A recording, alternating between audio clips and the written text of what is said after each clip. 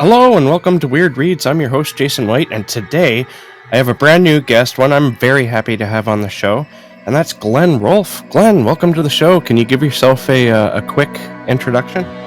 Yeah, I'm Glenn Rolfe. I write horror books and sing sappy pop punk songs. Yeah.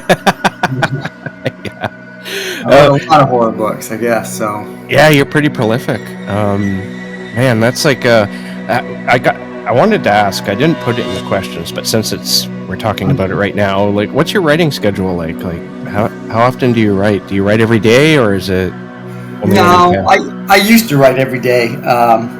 Pretty much whenever I find time. I'm a pretty busy guy right now.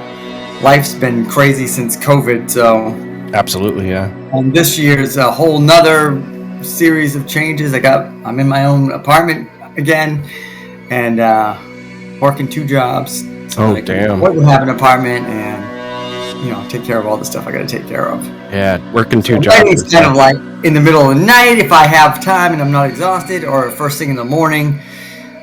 Sometimes I'll get up, have coffee, then sit down and write for a little bit. That's when I work the best. I like to wake up in the morning and maybe pump out some words when I'm writing. Yeah. Or when I'm drinking my coffee. Yeah.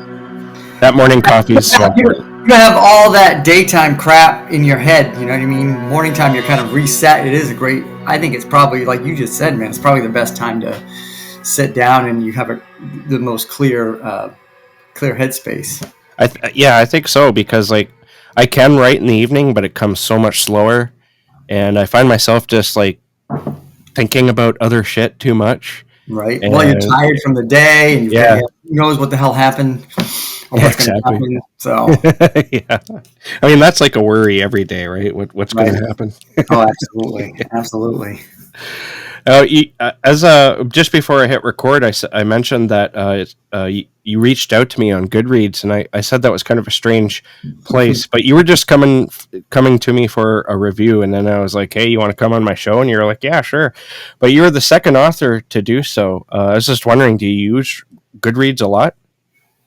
I love Goodreads, just from my own personal reading. I love keeping track of what the hell I'm doing. Yeah, absolutely. For sure, seeing what other people are reading, seeing what other people are into, what they hate, because sometimes what they hate is what I love, and it's interesting. I used to use it when I first started writing. I reached out to a lot of, which is a no-no, I guess, to reach out to a bunch of people you don't know. Mm-hmm. I mean, to me, it makes sense, but I do also get where people don't want to be bombarded by strangers trying to get them to read their book. But yeah. I did that a little bit. I tried not to be too crazy with it, and just reached out to some of the people reading the similar books of what I thought my books were like. Like back when I started, it was when Sam Hain Publishing was going, and the leisure books horror stuff had kind of gone under, but I reached out to anyone I thought liked those books or the Sam Hain books, because that's kind of what I was writing. Yeah. And I did make some contacts and some friends that I'm still friends with now from that, but you got to be careful with it, because Goodreads will hit you with they'll slap you. They'll give you a wrist slap for sure. I've seen people get loads of reviews get taken away because they know the person who reviewed it or whatever. Yeah. Which is unfortunate. Yeah, for sure. Has that happened to you? No, I think on Amazon there was a year where they went through and did a lot of that, more on the Amazon side, before Amazon owned Goodreads, I think. I remember that happening on Amazon. I lost a few reviews, but not that many. I mean, because we don't really know these people, you know what I mean? We talk to them a little bit online, and that's it. So it's not like they're actual friends of ours and they're doing us favors, you know what I mean? Yeah, absolutely. I don't mind myself. People reaching out on any platform, and because they do anyway, right? It doesn't matter if I it doesn't matter if you're supposed to or not. Yeah, but like I said, I don't mind. Some people, I guess, I can understand maybe why. It's kind of frustrating. It's frustrating trying to keep track of everything now, because there's so many apps where you can send messages, and sometimes I forget. I'm afraid I'm going to forget something. If I don't write it down in my calendar, it's going to be gone. our this interview, this podcast thing, this is a perfect example because I was like, where the fuck was I talking to him? So I went to Facebook Messenger and I'm like, no. I went to Instagram, no, and then you mentioned Goodreads, and I went back to my Goodreads and said, oh, that's where we were talking over there. Yeah. I mean, it's so easy to lose track with all these friggin' apps going on. Yeah, I have to say I thought Glenn was ghosting me because I sent you a message there saying, are we still good for Saturday? And then I went into like how we record everything, and then there was no response. I find it funny. Who's bothering me? Honestly, like I said, like I wasn't mad or anything because I understand everyone's busy and sometimes you just forget, right? Right. And so I figured if you were ghosting me, it's you probably didn't see the message, or maybe you just forgot, you're busy, whatever, right? But yeah, like it was. It's a crazy week too, like Thanksgiving week, so there's a lot of family stuff going on. Usually, when I'm doing Goodreads, it's usually when I'm at work, of all places, because I work at a hotel, so I work at the front desk, and there's a lot of downtime. Mm-hmm. That's when I'm online. I do a lot of my Goodreads stuff while I'm at work. Yeah. In between things. So I usually don't even look at like the messaging, especially except for I'm at work doing stuff. Yeah. So. Oh, it was funny because I was at the liquor store when you messaged me. I was like picking out some beers, and suddenly I get my Apple Watch thing buzzed, and I looked, and it was like, "Are we on for tonight?" And I'm like, "Oh fuck, what time is it?" He's alive. Yeah, he's alive. All right. Oh shit. So.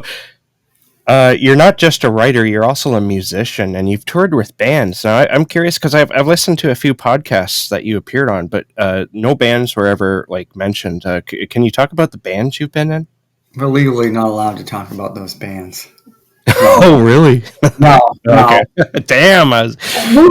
We weren't like major anything. We weren't like major touring act or anything. We set up our own tours and went out a couple of summers. And I lived in Denver for a little bit with one band, so we played the Hard Rock Cafe, and it was awesome. And so that was a good time, except we got too drunk. We got too popular real fast. People were like, wow, where do these guys from Maine come from? Because we were all from Maine, and we transplanted out to Denver for like a year, a little less than a year. Mm-hmm. And yeah, we had a good time, but then we drank too much. And pretty much ended that. And drinking tends to end a lot of things for me. So yeah, I recently quit drinking because I had. Well, that's good. That's good. That's a good thing. I had to do it. It took me forever to figure out like what is the one common denominator that's screwing up anything that I am trying to accomplish. And it's like I didn't want to admit it was the drinking because I like drinking and I love beer, but the beer gets a hold of me and it's doesn't let go. No. Yeah. So the touring stuff was fun. When we went out for a couple of summers, we didn't go out. We only went out for a couple of weeks at a time. Furthest, we went to Michigan and Kentucky and Indianapolis. We played a bunch of cool places. But it was funny because our other guitar player was the only sober person. He quit drinking because he'd almost killed himself drinking. So he stopped, but he's been sober ever since. Been like, must be 15, 20 years, something like that now. Wow. But yeah, he used to have to drive us around. The other three of us were upside down half the time. Yeah. It couldn't have been super fun for him, but I mean, I had a good time. And, Have you? Some of us online. I mean, if you went and looked up, my first band was a band called the Skin Flutes. The Skin Flutes. We had a couple of albums that we did, and those are on Bandcamp. If you go to Bandcamp, you got to be careful Googling the Skin Flutes, though, because you can get a lot of weird stuff. Definitely go to Bandcamp first. Bandcamp first, then search the Skin Flutes. So there was that. There's a band that was in a band called the New 45 was the one that went on tour for a couple of tours, and then the Never Nudes was the last band I was in. Big Arrested Development fans, so we went with the Never Nudes. I'm trying to think if there's anything else you can find. Like I did for a while, I called myself Glenn Theory because I was in a band called 2-Bit Theory for a little bit. Uh-huh. So I kind of went by the name of Glenn Theory, and then it was Glenn Theory and the Portland All-Stars. That's also on Bandcamp, I think. Pop punk stuff. Awesome. Yeah. I love it, and I'd still be doing it if I had time, band. It gets hard when you get like I'm 48 And so when you get this age and you've got 4 kids, 2 exes, 3 exes, whatever, and trying to 2 jobs, there's no time. There's just not enough time to do all these awesome things you want to do. And then just my schedule alone, without the drummer and without the bass player, would be too much. Do you see yourself going back to that at all? I would love to. If I won the Megabucks or something, if I won the Powerball, sure. Yeah. I could afford to pay my buddies to stop their jobs and just do what I want them to do. Yeah, it's I'm not going to easy. play drums on my records, and you're going to play bass, and you're going to play guitar, and we're going on the road. I mean, that'd be about the only way that would happen now. But yeah, the older you get, the harder it is, and with all that responsibility on your shoulders, I could see. I can't just take off. Can't say, well, I don't need an apartment. I can just sleep wherever. Yeah, I could have a place for my kiddos to come to. So yeah. Now, do you still write music though? You still I do. Oh yeah, life's still happening, man, and that's what writing's all about. Yeah, we talked briefly before hitting record, but I want to ask it again just for the audience. How do you manage your creative output? Because you're a pretty creative guy. How do you manage your creative output between writing fiction and writing songs? I do have a lot. I mean, I don't have a lot of alone time now, but I mean, songwriting always happens when I'm feeling kicked in the ribs and beat up and down the gutter. You know what I mean? That's when I tend to write. Yeah, is when I'm feeling the pressure of life, which happens a lot. And this has been a really strange and different and rough year in all kinds of sorts of ways. So I wrote a lot of songs this year that, it always surprises me too. When I write something and I think it's really good, I'm always like, oh my God, I can still do it. Like it can still happen. Yeah. Because there's long stretches of it not. When you're happy, when everything's going great, you don't have anything to write about. You know what I mean? Yeah. Music-wise, for me, I don't like songs that are happy. Who listens to happy songs? Mm-hmm.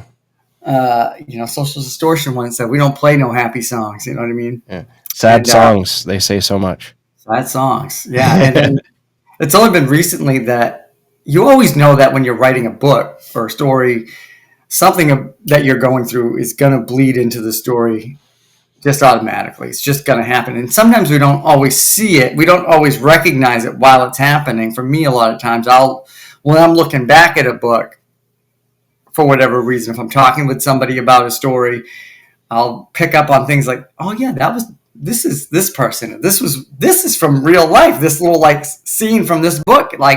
I either imagined this or this actually happened, during that time period. Mm-hmm.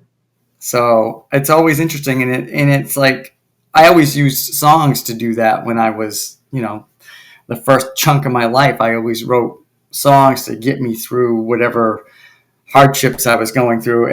And now I'm working on a book that I'm actually conscious of it right now because the novel I'm writing at this moment, which is only the first 70 pages are written or whatever, but there's a lot of some of my real life stuff over the last couple of years that's started just showing up, and I recognized it as soon as it did, and I said, oh yes, I'm going to use this because this feels good to get this out. Yeah. So it is finding into my regular writing. I mean, it's happened before, but this is the first time I remember consciously this is happening now, and I need to exercise these demons right here in this new book. That's a great opportunity. That's what I love about writing myself. It's the sort of cathartic, and sometimes you go into it without even attempting to do that. You know what I mean? And you just find stuff flowing out from you that you didn't know was even there. It's almost like meditation in a way. Right. Well, that's what they always say. There's those writers that say, I don't know where it just comes. I have it, my antenna's up and I'm picking it up from wherever, Yeah. It kind of feels like that because you don't, a lot of times you don't intend to do it. I'm not doing this. It's just happening while my hands are on this. But it really does come from within. It is coming from within. People get to it in different ways. Yeah. But I've been reading your fiction for quite a while now. I can't remember when I started, but it was probably in the mid 2010s somewhere. Mm-hmm. And I've been a fan of yours for quite a while. Sorry? Yeah, I got started in I think 2011 is when I wrote my first manuscript that was just on my computer, not going anywhere. And then 2012, I think I sold my first short story. And then 2014 is when my first stuff started coming out. I think my first short story collection I put out myself, which was called Slush. Yeah. And then The Haunted Halls was my first book that came out through James Ward Kirk Publishing. He was a here and gone kind of guy now. I don't think he does it anymore. And then I hooked up with Don at Sam Hain, and that just that solidified what I wanted to do. I said I just want to work with Don because he's the guy that was doing all these books. Like when you go back to the leisure books. Back to the leisure books. Yeah. I always knew Don's name was in the front of all of these. Everyone always thanked Don, and I said if I could. When I wrote my first book, I said, I like this. This feels like one of these leisure books. If I could ever clean it up well enough that I thought it was good enough for him to look at, and if he ever signed it, that would be amazing. And that would be it. I'd be done. I'd be like, I did it. Yeah. It took me a few years, but I did get there. So was that like a target of yours? So you're like, I got to get with this Don guy, Don Diarra. I mean, after I got once I finished writing Blood and Rain, my werewolf novel. I knew it was good enough. I mean, the story was good enough. The writing wasn't there yet. And so it took me, that was 2011 when I finished that. And it wasn't until October of 2014 when I sent him the second copy I sent to him that he signed. But eventually it did get to him. That story that I said, I'm going to sell this to Don. And he did take it. He looked at it the first time because I cleaned it up a lot, thought it was good, sent it to him, and he said, I like it, but not enough to give you a contract. Send me whatever you do next. Nice. Then I sold 2 novellas to him. Mm-hmm. And then I told him, listen, I've reworked Blood and Rain. I think you'll love it. And he said, send it to me, and I'll look at it again. And I hadn't touched it. So I had 2-3 weeks to hurry up, rearrange it, fix it up, and I did. I busted my ass for 3 weeks. I was up all night, up early in the morning. Had a couple of friends helping me out editing and reading it and making sure like the shit was good in it, and not too crazy. And then I sent it to him, and he gave me a contract for it, and we've been working together, since that year. Anyways, nice. And you're still working. Yeah, you're still working with him. In fact, I saw. Where is it here? I saw a cover reveal the other day for Siren of Groves Peak, which I believe is coming out with his more recent publisher that he's working with. Which is why is the name escaping me? Flame Tree. Flame Tree. That's it. Yeah. Can you tell us about that? Tell us about that a little bit. Yeah, it's coming out next summer. So June 16th, I think, is the release date right now. Wow. Yeah. So it's a ways away. But I just finished writing it in July, so it took me forever. Usually I can write a book in like 3 to 4 months if I am concentrating on that book. But life's been crazy, so it took me like a year to write this book, which is the longest it's ever taken me to finish something. It's the longest book I've written, which isn't to say that it's long. It's just longer than my other, a little bit longer than my other ones. But yeah, it takes place in a fictional coastal Maine lobstering community. The lobstermen of this community are always doing well, even out of season, and there's a reason for that. They've made a deal with something that they found or whatever, something that came in the sea, and then somebody does something really bad, and things get really screwy, and all kind of hell breaks loose, and it's awesome. It's one of my favorite stories I've written, and I don't know where it came from. I just decided one day I was going to write. I think maybe I was reading John Everson's The Siren, and I said I want to write a siren book. You know what I mean? Nice, yeah. I was rereading it. I think actually that's what happens to me a lot of times. I'll start reading a book and just get inspired and be like, it'll trigger an idea of it'll an inspiration for me to write something else. Like, it's happened a couple of times. Like, I've started reading Off Season by Jack Ketchum for like the third or fourth time. No, it wasn't off season. I finished off season, picked up The Woods Are Dark by Richard Lehman. Yeah. I was one chapter in, and I said, "Oh my God, I've got an idea!" And I went and wrote a book of mine called Chasing Ghosts. Just Yeah. I was just inspired. I was just like, it made me want to write, and I wrote a novella in like 8 days. Oh, nice. I was so inspired, and I had everything else lined up. Like I had a perfect amount of time to sit down and actually get this book out. But anyways, that's other stuff. But I mean, the Siren of Groves Peak is similar, where I was rereading Everson's book and said, "Man, I'm right on the Maine coast. I've got to do something with this." And I don't know. I started writing an outline. I started coming up with some characters, and I didn't start outlining until I started working with Flame Tree Press. But once you start, the way I do it, once I start, it's like the story just starts coming to me. You know what I mean? And one thing leads to another until I've got like a whole outline for a story, which is crazy because I used to write by the seat of my pants all the time, and still sometimes. But I find that fascinating, actually, because I've played around with doing that. Are there any structures that you follow, like 3-act play, or do you just come out with like points? I tend to outline with bullet points, but some people will go very deep into their outlines, and there's like these charts you can get and fill in the blanks and whatnot. I'm trying to think. I bought a book, and I don't think it's out here. I don't know where it is. There's a book outlining your novel, I think is what it's called. I randomly found it online. I went looking for an outline book, and this is like one of the first ones that I saw, and it looked good, and I ordered it.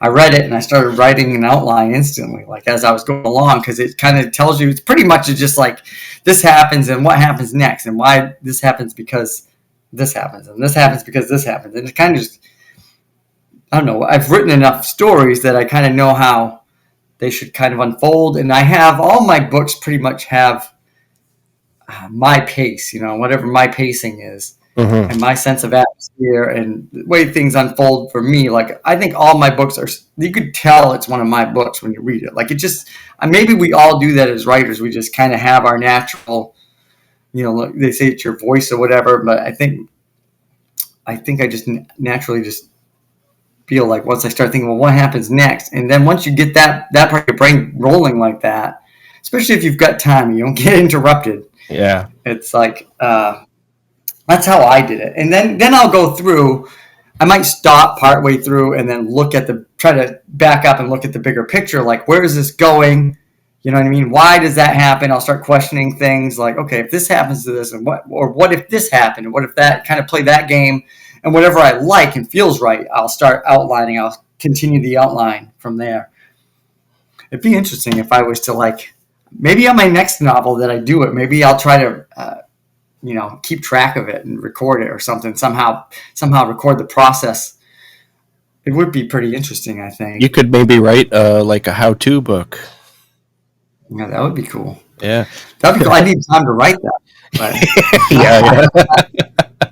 Yeah. Do you find outlining, okay, why, the question I guess I'm getting at is, why do you outline? Do you find it's faster? Or do you just like knowing where everything's going to be, and so when you get there, it doesn't take too much of you just staring at the screen going, ugh? No, my honest answer is, I worked with Don. We did a bunch of stuff at Sam Hain. Sam Hain went under. Don chilled out until he found the place he wanted to work again, and he hooked up with Flame Tree. I was doing pretty good with a couple of other companies. I did some stuff for Sinister Grin Press while they were going. I did a little bit for Crystal Lake Publishing, not like any solo releases, but I had some short stories. And I was doing my self-published stuff, which I felt comfortable with doing at the time, and still do. But then Don landed with Flame Tree, and I sent Flame Tree my first novel. I was working on one, and I thought, all right, well, I'm going to get back with the team, you know what I mean? Because he had Jonathan Jans and Hunter Shea, Russell James, and Tim Wagner, John Everson, a bunch of my buddies from Sam Hain. I said, I got to get back with the band, Let's get the band back. Man, And all so fantastic writers, man. I finished the book I was working on and sent it to Don, thinking, all right, because I think I had sold like six, 5 or 6 in a row to him, like novellas and novels, and one novel that didn't come out with Sam Hain because they went under. But I thought, no problem. This book's awesome. I loved it. I sent it to him, and he said, I don't know. This doesn't feel like you. I was like, what? What? There was a lot of sex in the book, so that might have been the thing. To me, it felt like it was like a coming of age story, like something I would write, mixed with John Everson's crazy erotic stuff, which doesn't sound like it should go together. Coming of age and erotic stuff doesn't make sense. Kind of has a creep factor. Like Don saw in there. I mean, it's 2 separate stories going on simultaneously in the story. But Don passed on it. He told me what he didn't really care for in it, and I took that and I ran with it. Like I was going to finish that book and put it out anyways. I was hoping Flame Tree would do it. Mm-hmm. I ended up putting that book out on my own, probably like less than 6 months later, because it was done. I just went through and I rewrote a few pieces of it and kind of tried to tone it down a little bit, taking Don's advice.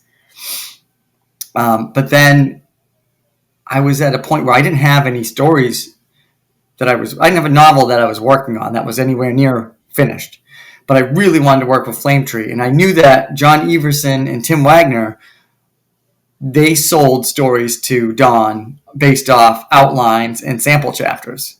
And I said, I could probably do that. Well, I've never written an outline, but I could give it a shot. So I bought that book that I told you about. I read that book. I started trying it out, and I wrote until summer comes around. I wrote the outline, and I was shocked because I'd always been a seat of your pants guy, thought it would ruin all the spontaneity in the writing. Like, who wants to know everything you're going to do? But I was, just by doing it, I realized, one, you feel like you wrote a whole novel when you write an outline. If you get from start to finish of an outline, you know the whole story, pretty much. You know your characters pretty much. You know the story. You know how it starts and ends. And it's like, had that same exhilarating feeling when you write the end, I was like, holy shit, that's awesome. That felt great. Like, I have this book. Now I've got the whole book. I can just sit down and write this. I know where it's going. I know how to get there. Yeah. And as you're writing, other characters still wander into your imagination while you're writing this. So the spontaneity is still there. I mean, you've got to still fill the space and make this whole town real and all these characters real. And you learn these characters. You learn things about the characters you don't maybe know in the outline because you're sitting there and they're becoming real. And then as they become real, they start doing what they want. You know what I mean? You kind of guide them to where it's going to go. But all kinds of things pop up and happen that I don't realize it's going to happen. Like in every one of the outlines, I've done 5 outlines. I've only written 4 of the books, and the Siren is the latest one. But I did it because I wanted to sell something to Don, and I asked him because I've worked with him long enough that I said, Don, I know that John and Tim do this. Would you look at an outline and some sample chapters for me to get a contract for a book? And he said, yeah. I mean, if you can do it, send it over.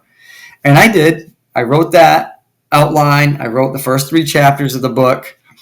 And then I sent it to Tim Wagner. He told me, go ahead, send it over. I'll take a peek at it and check because I just wanted to see, does this look good? Is this what an outline's supposed to look like? And he gave me the thumbs up and said it was one of the best outlines he'd ever read. Nice.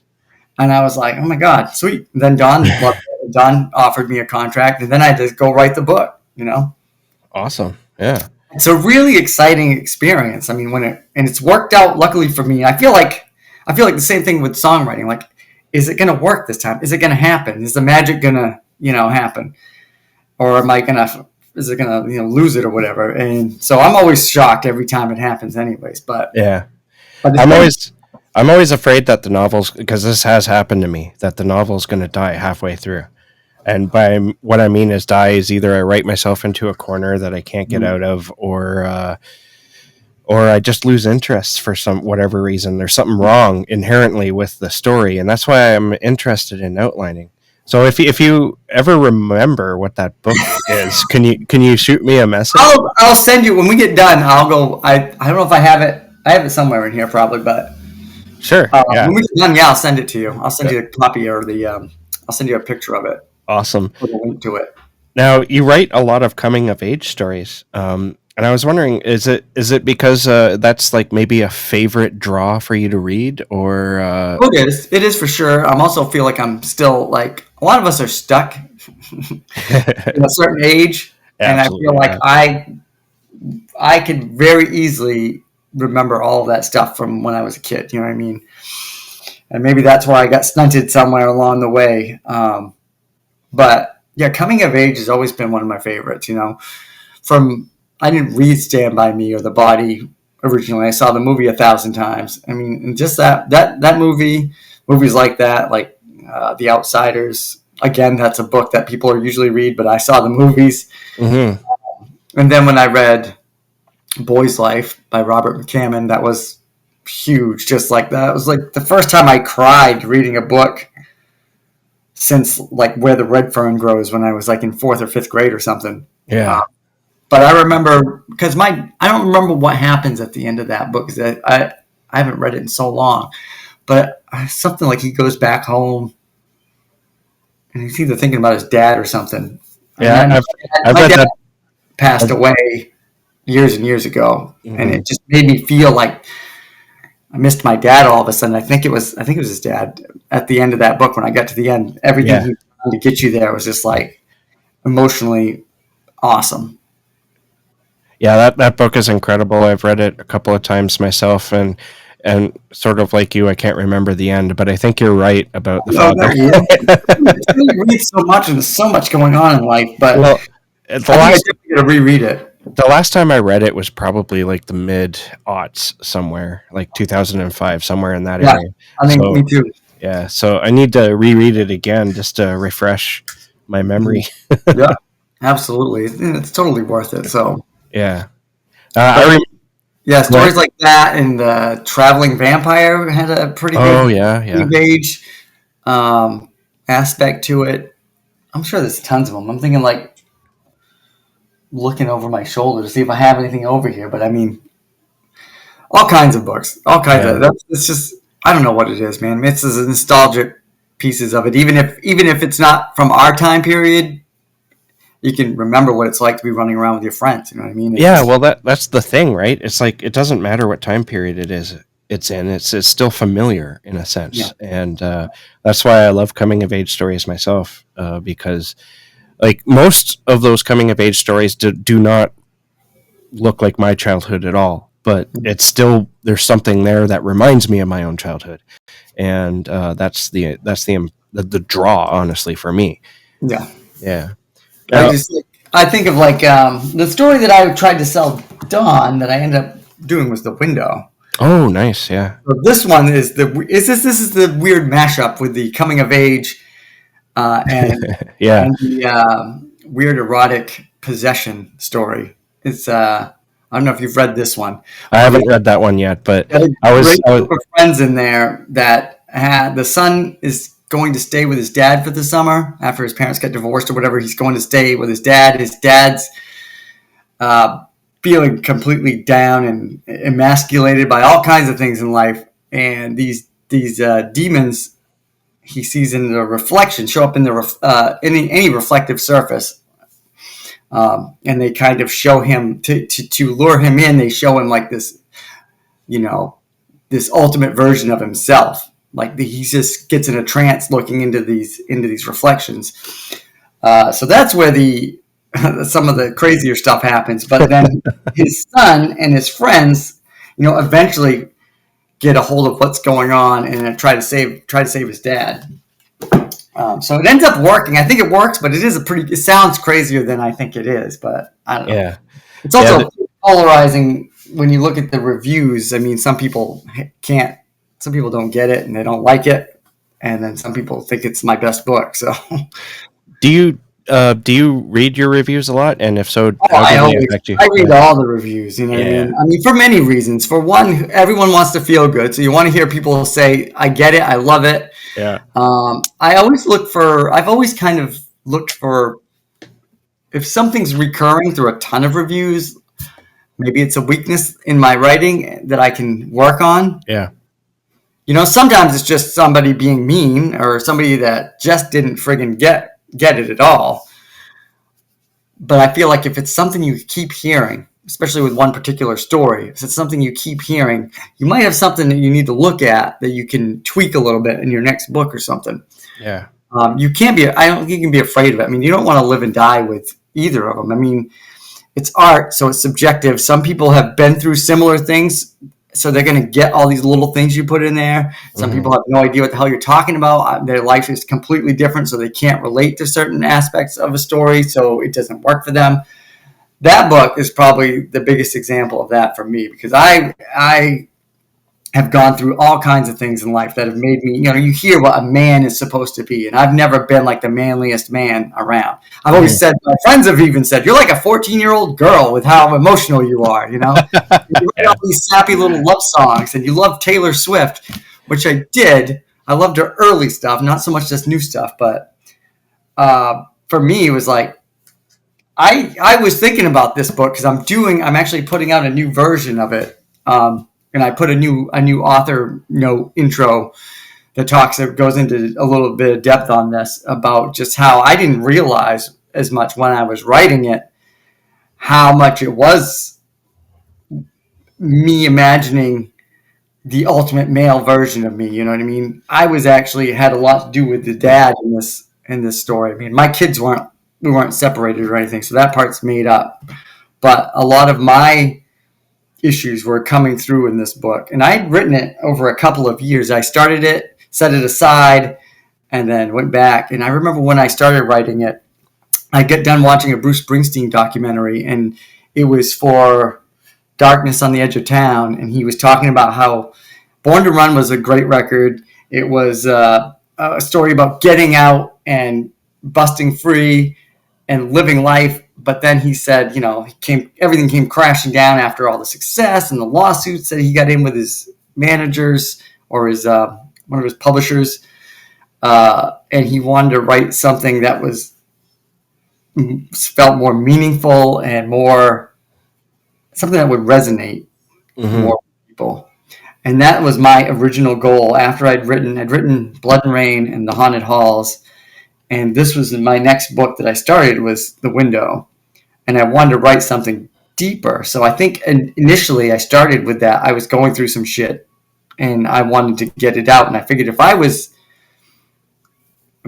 transparent and put it all out there, maybe this would stick even more with people. And I think for people that have been through similar things and have felt some of these things that the main character in that book goes through, I think those are the people that love that book. You know, they can relate to something in it. They get it. Yeah. And if you haven't gone through those things, this book is going to probably pass you by. You know what I mean? You're not going to like some of this stuff. You're not going to get why some of this stuff is happening or how this would happen. And that's okay. Because it's not, I don't write my books for people. I write them for me first, you know? Yeah. And this one just happened to be so close to home that when you do that, you shrink your audience automatically because you know then like I said, they haven't. A lot of people have. The majority of people probably haven't gone through some of these things. So you're shrinking the people that are gonna really latch onto what you're doing and get it and be like, oh my god, I've been through that too. You're shrinking your audience, but that audience that you do have is going to get it and they're going to appreciate hopefully what you put in there and maybe see something that sticks with them. So. Yeah, I wish I had. I bought the book and I was intending to read it for this interview because I read a bunch of your stuff. A lot of it was rereads, but I read a bunch of mostly short stories and novellas. But that was on the bill, but I just couldn't get to it because I read a lot of stuff for this podcast. But yeah, it's still going to be read. It's just. Well, I'll tell you what. I'll send you a copy of the. I'm doing I don't know if you want to talk about this right now, but I'm doing I love the leisure books. I love the mass market paperback side. Yeah, yeah. So I'm doing my own series. I tried to do it a year or two ago. I got sidetracked. It didn't look as good as I wanted it to. I didn't do anything to really promote it. But this time around, probably early next year, I'm doing. This isn't the final version, obviously, since it's all cut off and stuff. But I'm doing Blood and Rain and The Window. Mass market paperback. These aren't even I had Scott Carpenter, who did my original cover, who did this artwork for Sam Hain, just redid both covers for me. I don't have the proofs of them yet because I just uploaded those, but yeah, I'll send you those. They're I wanted to match it as best as I could to this. So it's gonna have I have a little it's called Retro Horror Paperbacks, and I've got Nice. a logo that I made up that's gonna be right there, just like the Leisure Books one, and it's gonna look like that. It's gonna have pretty much. It's gonna be cool, but I want to be able to launch it right. You know what I mean? I don't want to just throw it out there and then hope that somebody finds it. So I got to figure out how I want to launch it. But Blood and Rain and The Window are the first two I'm doing. I'll probably do anything else I've got of mine that I own the rights to. I'll probably do that way too. Awesome. I can't wait for that. Those little paperbacks of Leisure's, those were pretty incredible. I remember when Leisure was big, and you could find it at Walmart and the grocery store, It was awesome. Yeah. Yeah, that's where I got the first. I bought Off Season by Jack Ketchum at the grocery store at Hannaford Supermarket, and then I bought The Midnight Tour by Richard Lehman, which was the third Beast House book, but it was the first one I read, and I friggin' loved it. It's I remember telling my girlfriend or wife at the time just about that story, and she was just I don't want to hear any more of this crazy stuff. Yeah. But it was so good, and I got that at Walmart. I was and it was the mass market paperback. So good, so good. I missed those times, and because I got into it so late. It was I don't know, a 5-year window of going to Borders and Barnes and Noble and all those and the grocery store and just finding those books. Yeah.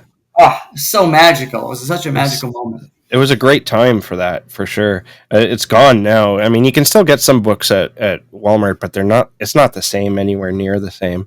No, and everything's this size, these trade paperbacks, and it's I get it. It's a bigger cover. That part's cool, but it's bigger. It's not as easy to carry around as the little ones. Yeah, I mean they call them pocket books, right? And you can actually put them in your pocket. And a lot of the new ones they make, the Stephen King's got some new versions out, but they're those taller, skinnier. Weird ones. I don't like it. It just feels weird. It's just I don't like it. I don't get it. Why even do it? Just do the old version. Why do they have to keep changing it? Maybe it's cheaper. It's probably cheaper. It probably has to do with costs, I'm sure. It might, yeah. It might be the page count, yeah. Probably. I remember when, I don't know if it's your first collection, but I think it is. I remember when Land of Bones was released. I remember there was a pretty big buzz around it on Facebook. Do you remember that?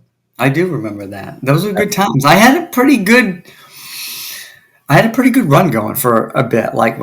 After Blood and Rain came out with Sam Hain, I was doing good. I felt like things were happening, and but then Sam Hain went down, and me and a bunch of the authors kept just kind of pumping each other up. Yeah. Keep each other going. Sinister Grin came along and took a bunch of us on.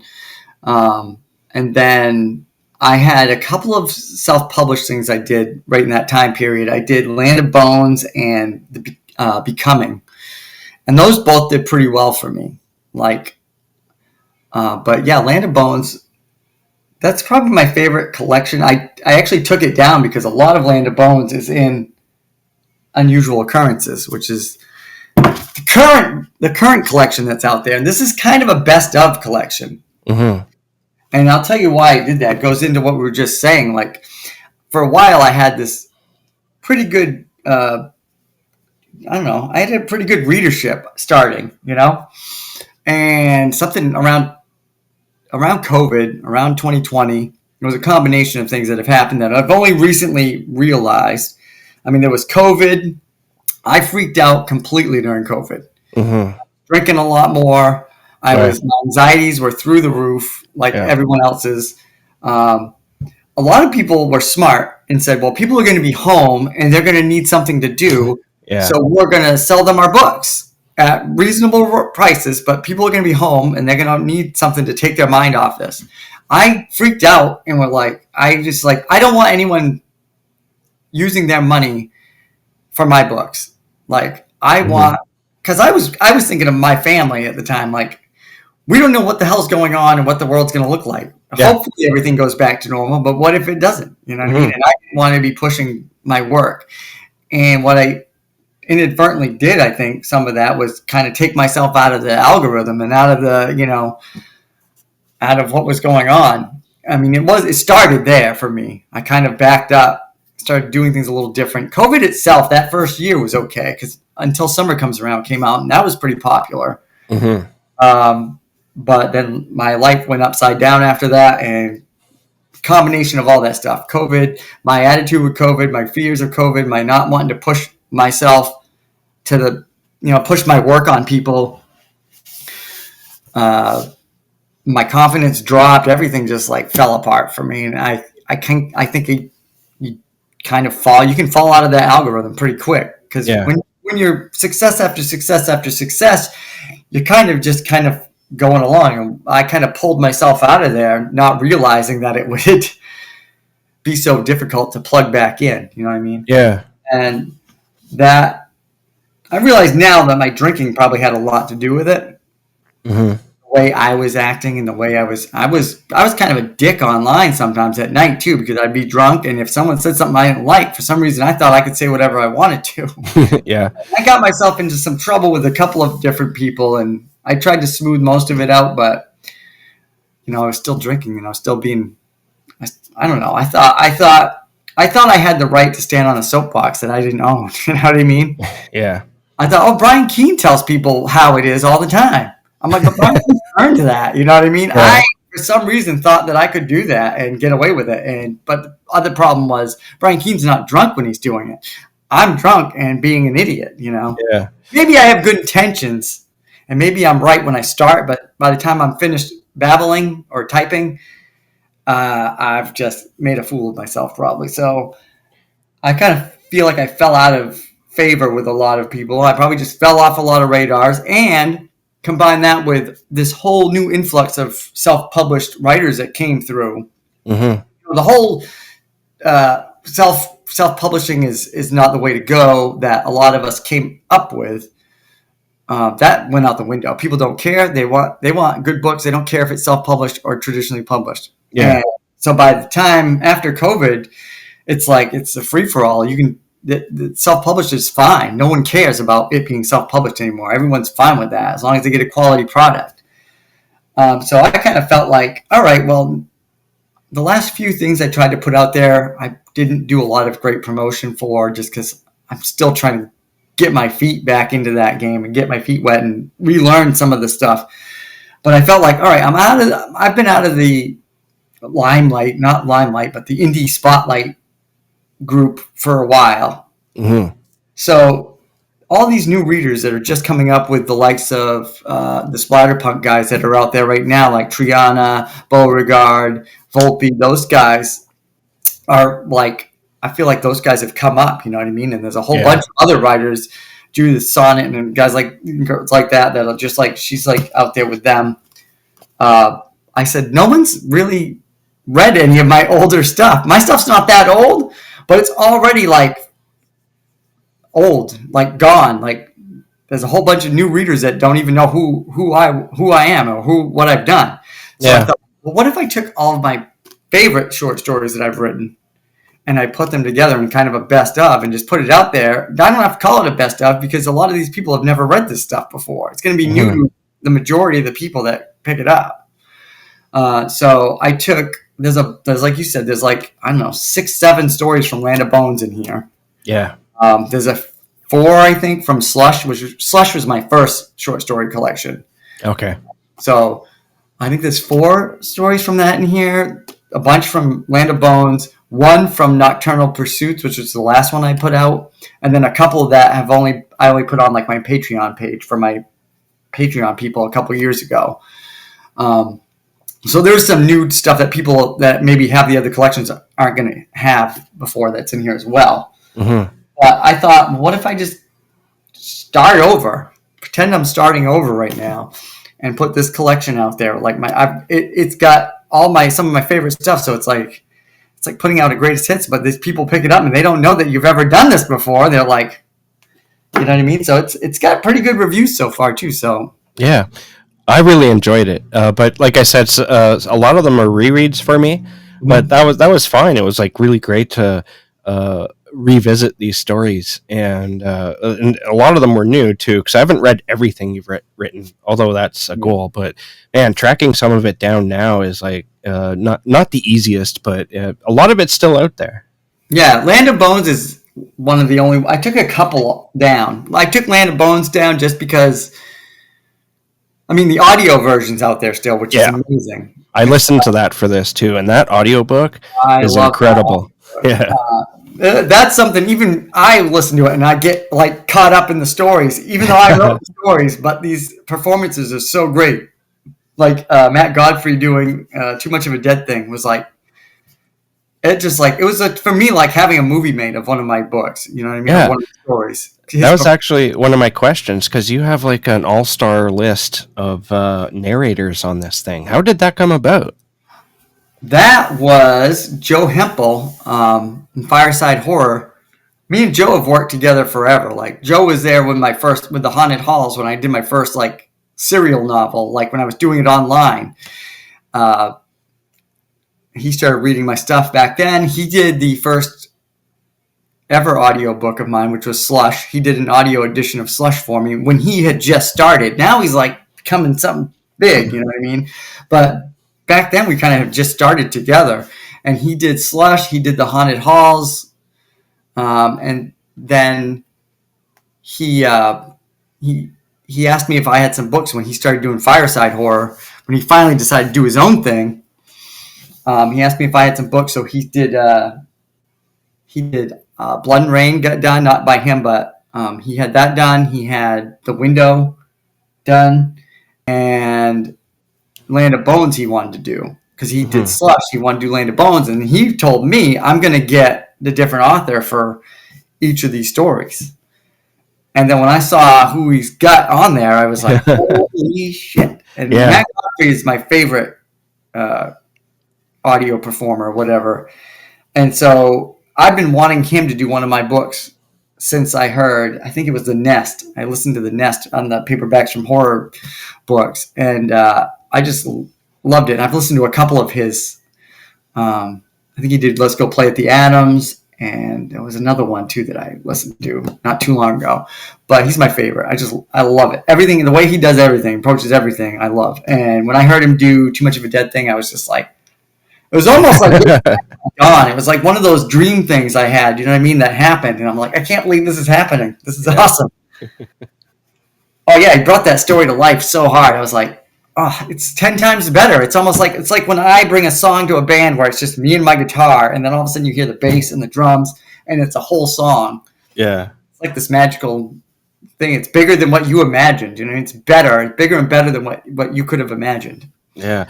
And that whole collection is great. Every performance in there was awesome. Every performance is knocked out of the park. I highly recommend audiobook listeners out there, go get Land of Bones if you haven't already. It's a fantastic collection, and as we were talking about here, it's narrated like perfect. It's great. All stars. All-star narration. Yeah. And it's like, it's still available. That's the one that's going to stay out there. The audio version will be out there forever because it's awesome. And it's the only one of my books. If you have Spotify, you can listen to it on Spotify. Oh, nice. Yeah. It's the only one that's on there, but it's on there, and it's the best one to have on there. So if you have Spotify, if you listen to audiobooks on Spotify at all, check out Land of Bones on Spotify. Yeah. Now, I wanted to talk maybe about a few of the short stories in here. Because there's some crazy one thing I love about your fiction is it's all normal. Oh, it's beyond normal, my man. It's great. It's like I honestly, it's like for me, it's like putting in a movie, one of those crazy, more indie horror movies from the 1980s.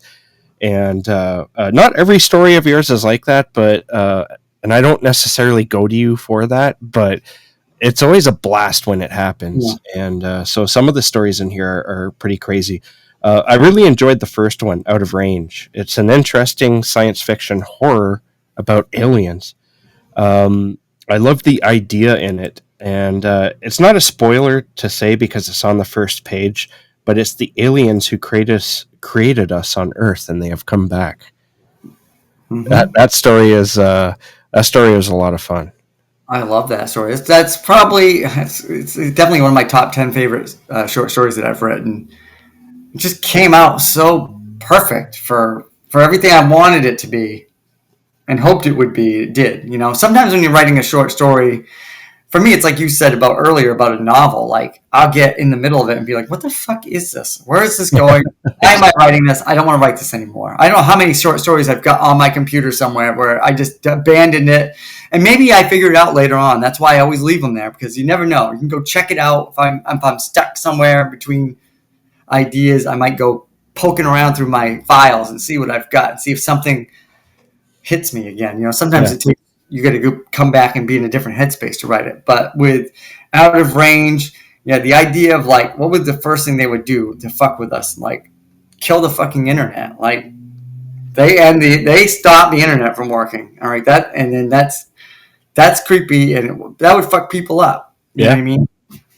And It then takes out their communication. Yeah, to know that message, I think, was something about like the we're coming back. You know what I mean? So then they tell you that everybody sees it because it's broadcast everywhere on every device, whatever, and then it dies. That's the last thing you hear is we're doing this and we're coming. We killed your internet and we're coming back. Then they gotta wait. So that's in the story. I remember there. It doesn't specify how long it's been. I don't think. Maybe it mentions it, but there's a little bit of time between when that happens at the beginning and then when they show up and like the life's going on. So it's got that like what's going to happen next element to it that I love. But yeah, yeah, I love alien horror. Like Signs is one of my favorite movies. Uh, yeah, movie wise, Fire in the Sky, all kinds of yeah. these films. You know what I mean? But yeah, I couldn't wait. I've written a bunch of alien horror. Like I don't know, I couldn't remember where I've put out a bunch. Most of it's short stories, but I do have a novella called Boomtown that was through Sam Hain. That's an alien ooze of some sort. Yeah. And I actually wrote a sequel to that Oh, novel nice. called Ascension Agenda, which is with one of my editors. So hopefully sometime next year that might come out in probably one of those paperbacks that I'm going to be doing. I don't know when yet, but Yeah. Boomtown was actually one I want to talk about too because this one, oh it yeah, kind Boomtown's in this book. I did put yeah, its last story in the book. it reminds me a little bit of Street Trash. I don't know if you've seen that, but it involves melting people. So, uh, and that's why it reminds me of that. Except the melting people in this story, it's slower, a lot slower than in Street Trash, and it's less colorful. It's mostly like a bluish color. Yes. But that story is kind of crazy and it's gross, but it's gross in a different way. Like, Yeah. yeah, I love Boomtown. I remember Boomtown is based off a true story. Really? Just the beginning of it. I mean, the booms themselves. I remember I was watching the news, and the news was talking about how in Wisconsin there was these nightly booms going on, and people were like, "This is Wisconsin. We're not supposed to have earthquakes up here." Like, but there Oh were yeah, there's tectonic plates or whatever that were shifting that were in under these areas in Wisconsin, causing these earthquakes, these little mini earthquakes. And I used my crazy imagination to be like, well, what's causing that? What if it's not, a traditional earthquake? You know what I mean? yeah. What if it's something else that's rumbling the earth like that? And then I probably watched Ghostbusters 2 too many times. So I had who's underneath the town. It's kind of that combo of like that story that I saw and, uh, a little bit Invasion of the Body Snatchers, which is one of my favorite movies, the 70s version, and then and Ghostbusters 2. Like I took all that stuff and what would I do with all these things in my head and kind of put it into a story. Yeah. There's another story here that really, it made me gag, and it's hard to make me gag. I don't know if you can guess which one it is. Not Jackie Boy. Jackie Boy. Yep. Yeah, that one is my favorite because that was it's one of the only stories my mom's actually read of mine. Oh, really? I got my mom to read it, and I remember as soon as she got to that part, she said, "Ew, gross." I was like, "Yes, that's exactly it right there, you nailed it. Ew, gross." That is the epitome of gross, dude. Like, I remember. I don't think I'd read it before because I think I would have remembered it, but when I was reading it now, I was just like, oh, when it came to that part, I was like, oh my god, because that was one of my favorites for sure. Just because it's so, like you said, it's so crazy, it's so out there. And I put in my notes. I don't know if you suffer from intrusive thoughts or not, but thank you for adding to my intrusive thoughts. You're welcome. I love that story. Yeah, oh Jackie Boy. I wrote that one because it's when I was practicing short stories. So I would always look online and see if there was a call for short stories. If there was like a theme or whatever. Mm-hmm. And that one I remember was a James Ward Kirk anthology he was putting together on barnyard horror. So I was like, well, what am I going to do? And for some reason, I just thought of rats in a barn bothering the horses or something. And then I don't know how I got to where I got to, but it was the middle of the night. I was working overnight. It's when I was doing third shift at the hotel. Probably a combination of like middle of the night delirium, you know what I mean? And and everything just worked out that way, and probably watching Basket Case and stuff too much. Those weird. I was watching a bunch of those B movies that I'd missed or had only seen like once when I was young, and just rewatching stuff. Yeah, I was on a weird kick, so it probably. Honestly, it became like a favorite of mine in the collection not because of the part that made me gag, but everything else. This very disturbing story about what's going on with the kid. Yeah. He just likes snacks, He just likes different snacks than you and me, And it evolves too, yeah. Yeah, it does. Well, no one likes to get caught eating their snacks. Let's just say that. Well, sometimes you're just fed up with chips and you just need some onion rings or something. Yeah, right. Someone should have told him about onion rings. I love them. Yeah. He was deprived. That's his problem. Yeah. Abrams Bridge makes an appearance in here.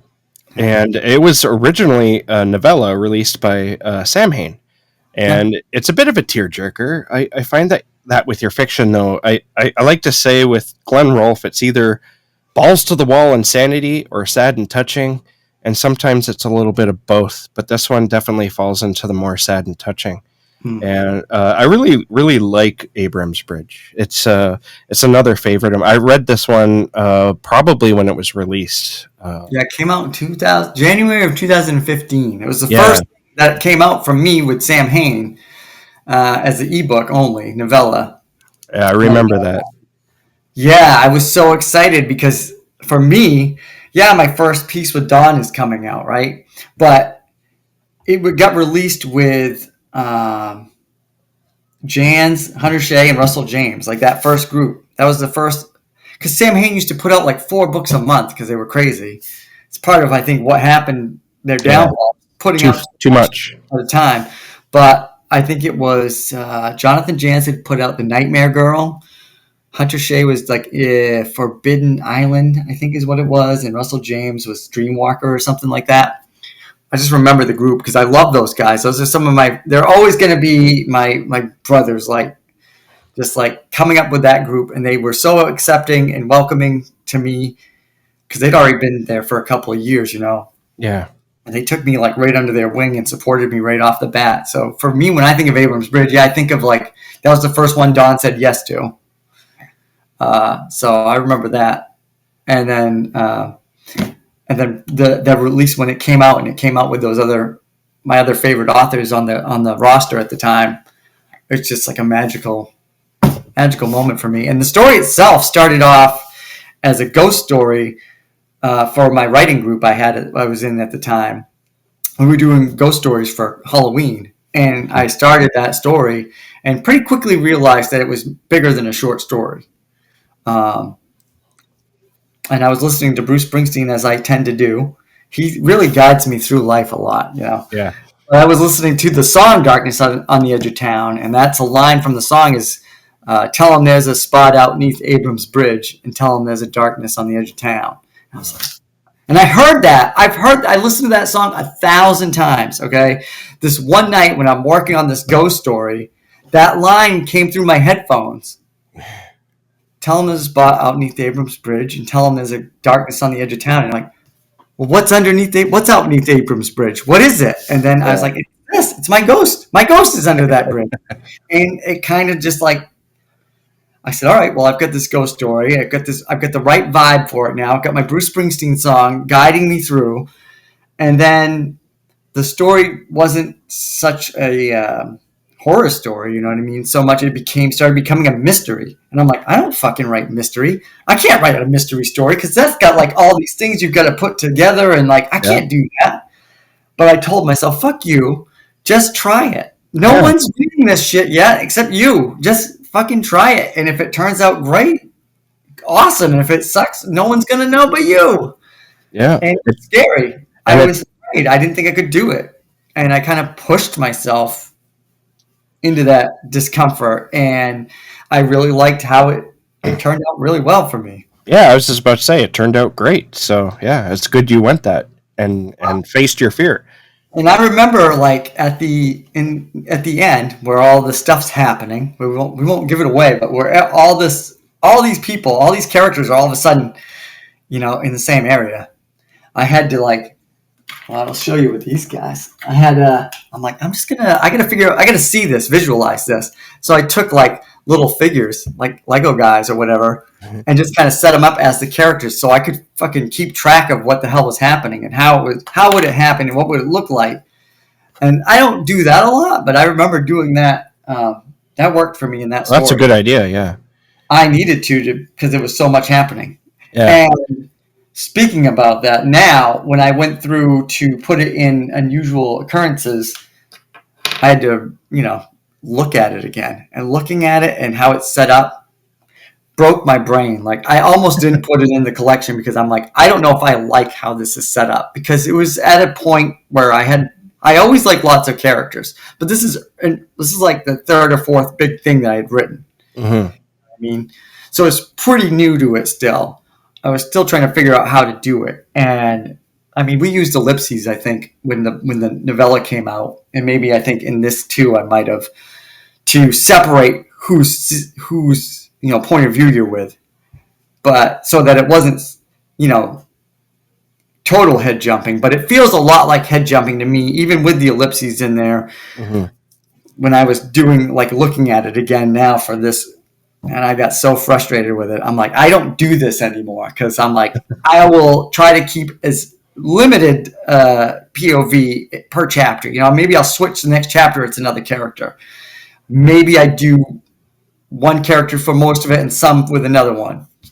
This one's very much like it can jump between 3 or 4 people and back again, and it just like broke my brain as the writer. Like, yeah. But I still love the story so much, and it does work. And I trusted the reviewers. You know what I mean? I looked at some of the reviews for this stuff. I looked through my collections because I knew what my favorites were, but I wanted to see what resonated with readers. Which stories got mentioned the most with readers. So I kind of took that into consideration with what my own feelings were for the stories. And with Abrams Bridge, if it would have been up to me, I probably would have been too frustrated to put it in there. But because it hit so well with the readers when it first came out, I said, it's better than I think it is. So I'm going to go ahead, and it's what it is. It's my early writing, and that's okay. Yeah. And it does work. It might irritate me now, and it might irritate some people that don't like that. But overall, it seems to be a positive experience for people. So, Well, honestly, I was glad it was in there because it was nice revisiting it. I wasn't expecting that, and then when I started digging in, it was like, oh, I remember this, and then yeah, I right? was like, yeah, Like, oh yeah. yeah, Now I do that all the time, like going through these and like even when I'm rereading something, if I'm gonna write like a sequel or something, and I start rereading some of my own work, I'll stumble across phrases or paragraphs that are just I'm like, wow, that's pretty good. Like I thought I can actually write sometimes. You know what I mean? Like get so caught up in the right now and what I'm writing at this very moment that forget a lot of the times I don't even fucking remember what I've written. Like hmm unless I go back and revisit it. Like because I'm so forward all the time, thinking about yeah. what's next. That I just like I finish it and forget it. Next thing's on the table, and that's what we're working on. And it is nice sometimes to go back and revisit some of these moments or chapters of books and just appreciate what you've accomplished. You know what I mean? It's easy as a writer to. I just talked to Brian Keene about this actually. About he said something about you've got to. If you've written a book, if you've finished a novel, if you put a novel out there, if someone has published your novel, that's huge. Even hmm just even one of any of those things, you've written a whole manuscript. That's awesome. That's amazing. A lot of people don't finish a book. They might Yeah, want to start. They might try. They might always think it's on their list of things. You've done it. You've finished one. Regardless of whatever it's good or not, you've accomplished something huge, and that's huge. And you that's need true. to, pat yourself on the back a little bit for that. Allow yourself to feel good about that because that's an amazing accomplishment. And during my period of being lost for the last bunch of years, I totally just, didn't think anything about what I was doing. And it took that moment with Brian Keene. I reached out to him and I said, dude, you just totally reset my mind. Like I've been feeling down in the dumps for the last year or so. And the fact that you made me remember that I've done this and this is special. This is cool. Whether everyone loves the book or not, whatever. The fact that somebody saw it, read it, said this is good enough. I want to put this out. That's awesome. Yeah, And I've only really started appreciating that again this year, since this summer actually. yeah. And You got to be thankful for the things you've accomplished.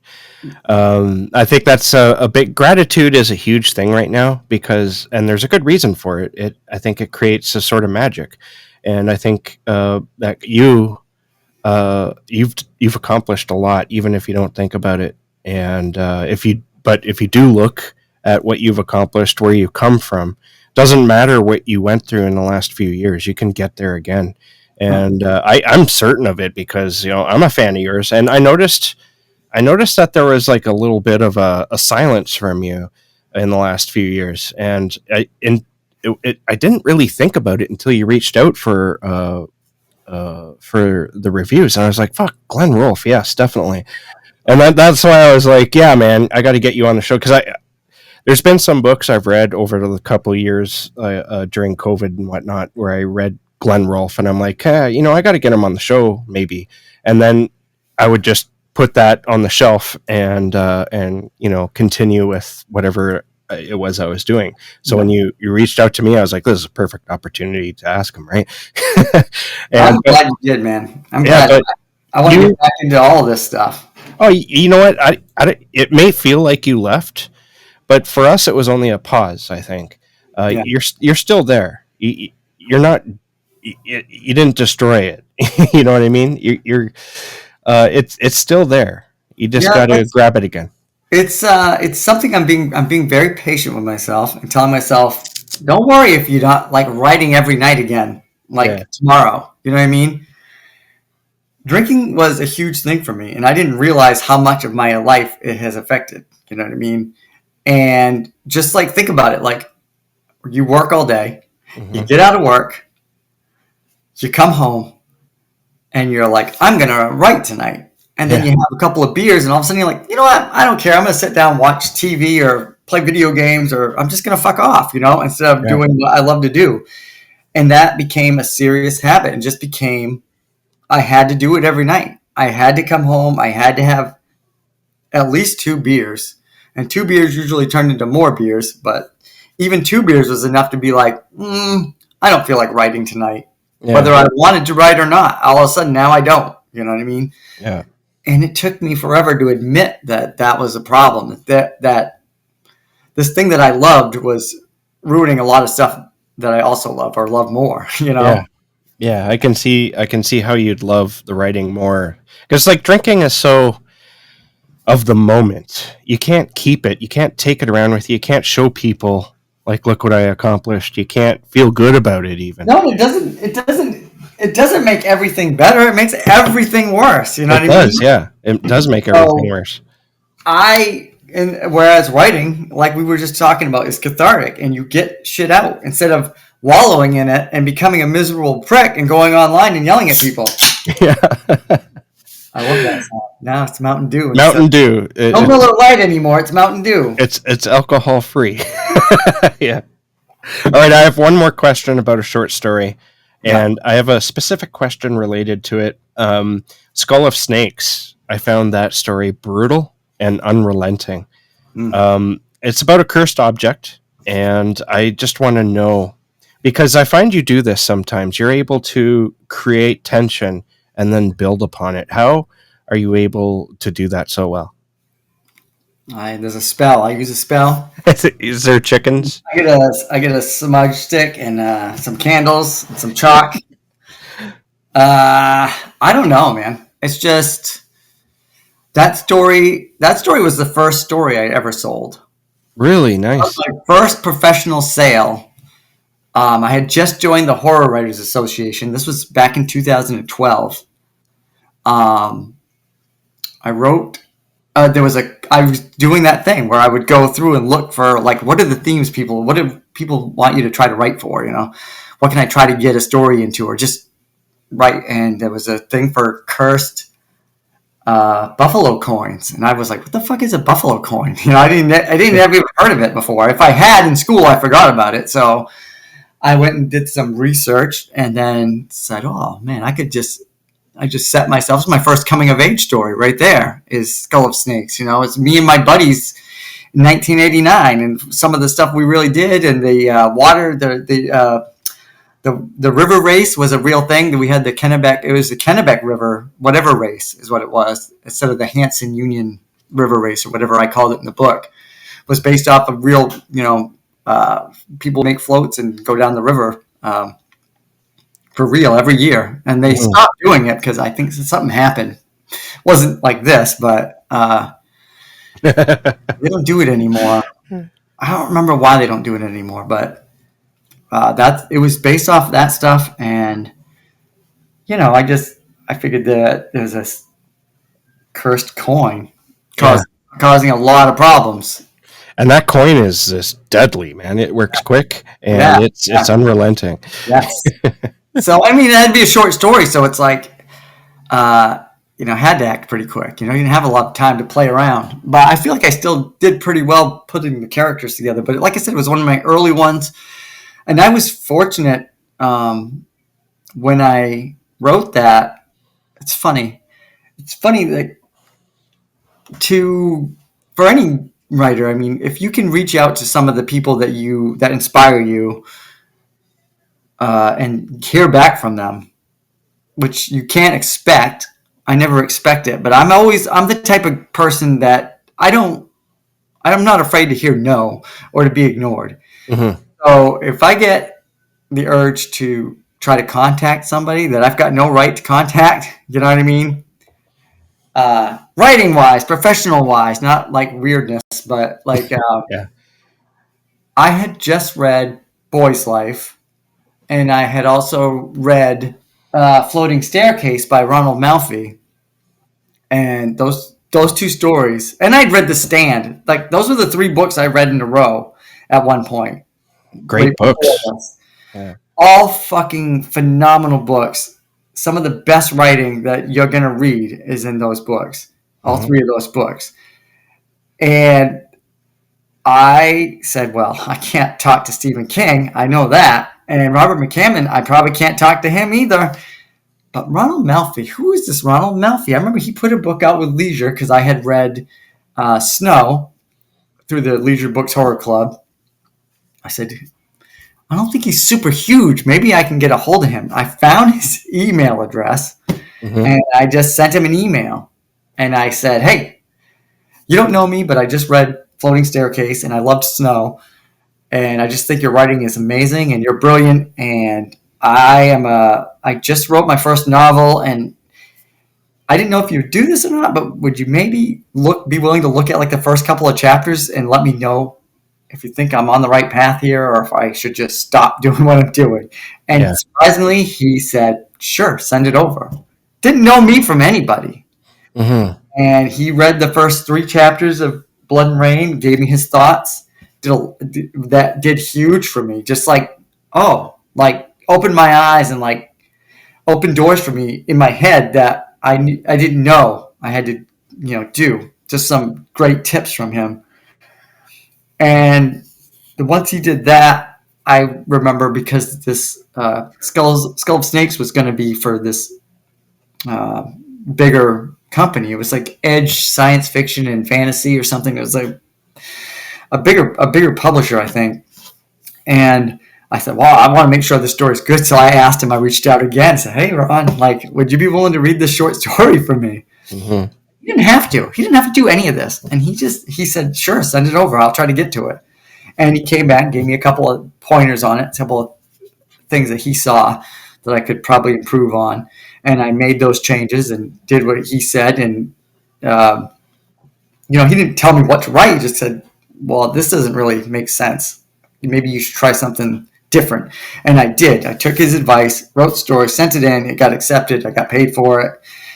I don't know if it would have made it without just those couple of little adjustments. You know what I mean? Yeah.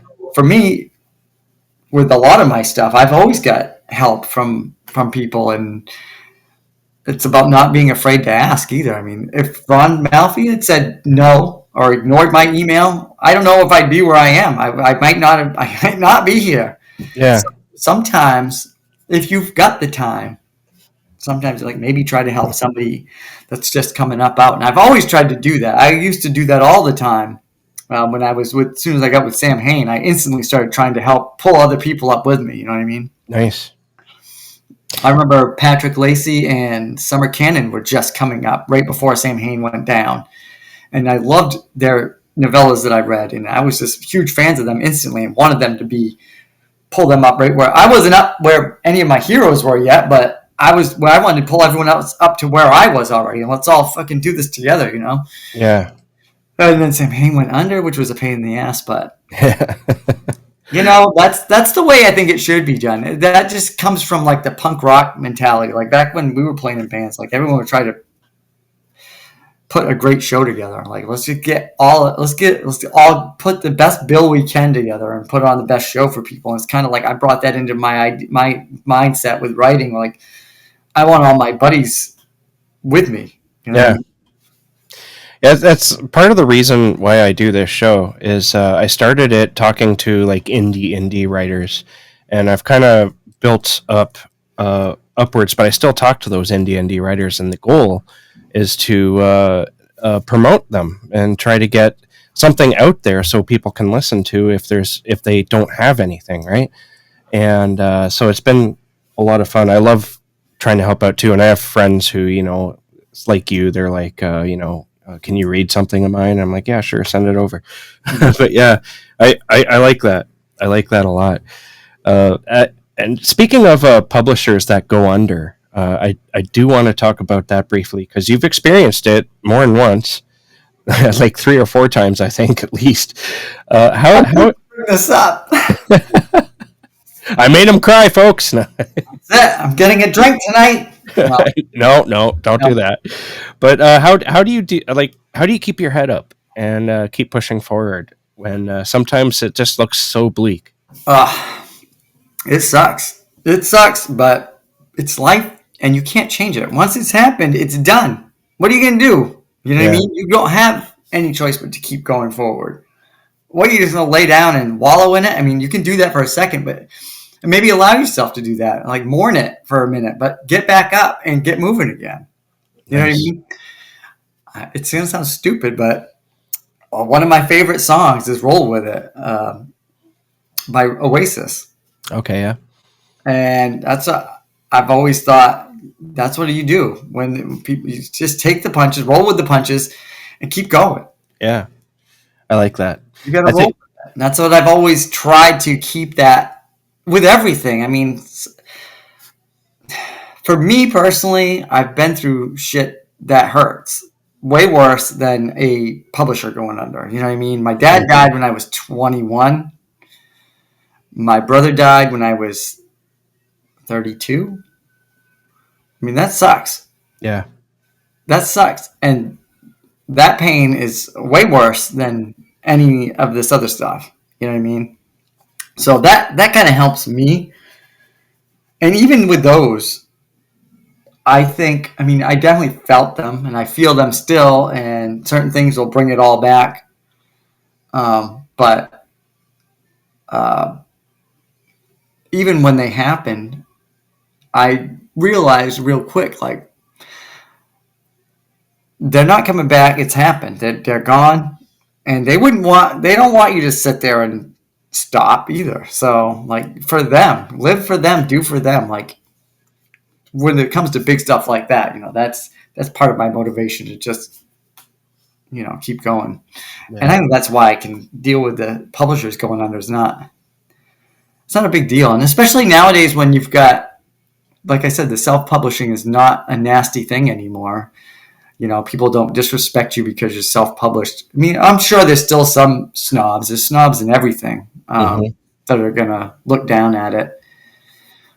But it's completely acceptable now, Yeah. So, like, it'd be cool to get published by a giant publisher, sure. But if it happens, it happens. And maybe that's my goal still, is to work towards that, but not the be-all, end-all. I mean, Yeah. it's still right regardless.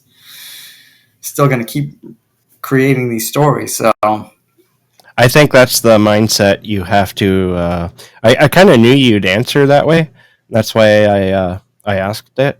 But I think that's the mindset you kind of have to have in order to survive. I see a lot of people who just disappear and become bitter, and they just sort of hate the whole industry suddenly, and then they go away. What are you in it for? If you're in it for fame and fortune, you can go fuck off. You know what I mean? Yeah, That's exactly. not why you get into this. That's not why you get into any art. You know what I mean? You shouldn't. If you do, you're probably going to fail. Yeah. And if you do succeed, and I don't know, I guess good on you if you succeed and that's what your goal is. Yeah. Some people probably do get through. Some people are really good at that kind of stuff. But for me, it's always, with all my art, it's, songs and writing.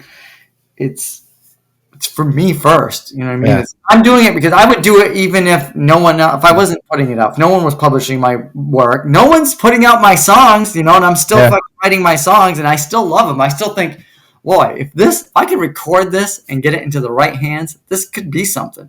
Yeah. I think that about a lot of my stuff. I mean, I think probably every artist does about some of their work. You know what I mean? You feel...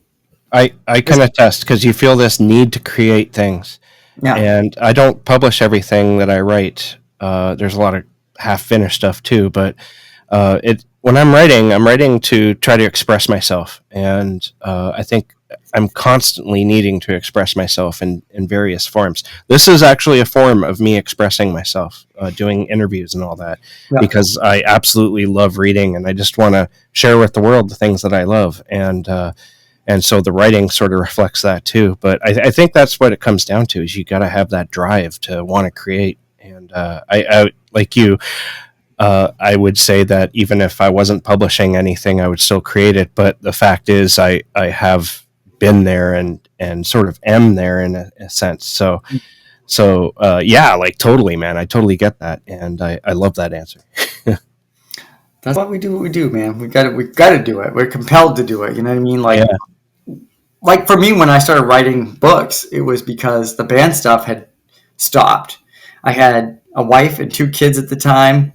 My job just went under. Like my hotel I worked at closed because they Mm-hmm. were going to tear it down and build a new one. Mm. So for 6 months, I was a stay-at-home dad on unemployment, and my band had just broken up right before that too, and that was getting too difficult to plan practices with 2 kids. So, and they all moved to Portland, and I lived in Augusta, like an hour away, and I started writing because I still needed to create. Like I didn't have any place to put songs, so I was disgruntled about music for a moment. I was like, well, I've got no band, so I'm not going to write songs right now because there's no band.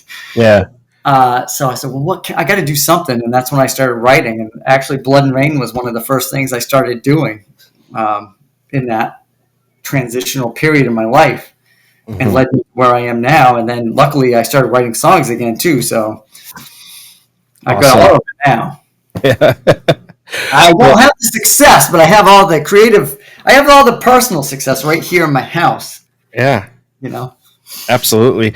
Well, I want to thank you so much for coming on the show and talking with me. I had a blast, and I'm glad it worked out in the end because for a few minutes there, it looked like we weren't going to be talking, but I'm so glad it happened. Yeah, I'm glad Um, you do too, man. and I want to, just before we go, I want to know what are you working on right now that you're able to talk about?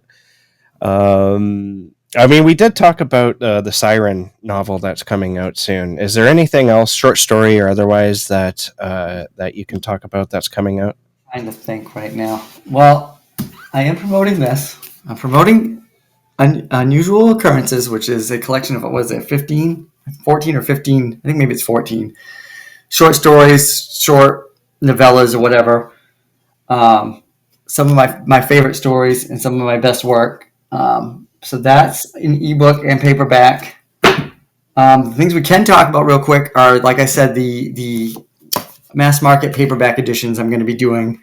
I wish I had the logo and stuff to show you right now, but probably in the next month or so, I might post something about it. But I'm doing The Window and Blood and Rain in these mass market paperback editions. That's beautiful. Those are going to be cool. I'm going to try to launch that in a way that hopefully people will get people's attention. Hopefully, I'll figure that out. Siren of Groves Peak comes out, like I said, June 16th on Flame Tree Press. Hardcover, paperback, ebook. It'll probably be on NetGalley in like 5 months, 4 months. No, probably sooner than that. Probably like 3 months. They're pretty quick to Nice. show up. After I haven't got my edits back yet from the company, but once I turn those in, it's usually pretty quick. It quickly shows up on NetGalley if people want to review it early. That would be awesome. And the story I'm working on right now, I can't say what it's for, but it's another hotel story. It's a its working title is Hotel Satan, and it's going to be. I wanted to write a paperbacks from hell type short horror novel with some real craziness going on, but it's kind of like it's funny. It's like a mix of what you had said about my stuff earlier, where like the crazy balls to the wall, and then the heartfelt sad things. Because I've got some real heartfelt sad stuff that I'm dealing with in real life that pushed its way into my crazy story. So now I'm really concerned and worried about this heartfelt situation in the story. So Yeah. and I've got no outline for this one, so I'm waiting to see how it all turns out, and I'm already myself as the writer hoping nothing bad happens to these people that found their way into my story. Yeah. But it's a horror story, so something bad's probably going to happen. Awesome. I can't wait. Honestly, I think the future's looking bright, and I want to extend an invite to you to come back on again, and we can talk about your next book. Maybe Yeah, I would, if you want. I would love to review it too. I'll sign up for the. I'm on NetGalley, yep. and so maybe I'll check that out there. And thanks so much, Glenn. Where can listeners find you online should they want to follow you for updates? I hate online now. I really do. I'm so tired. Yeah, me Of too. online, you know? Yeah.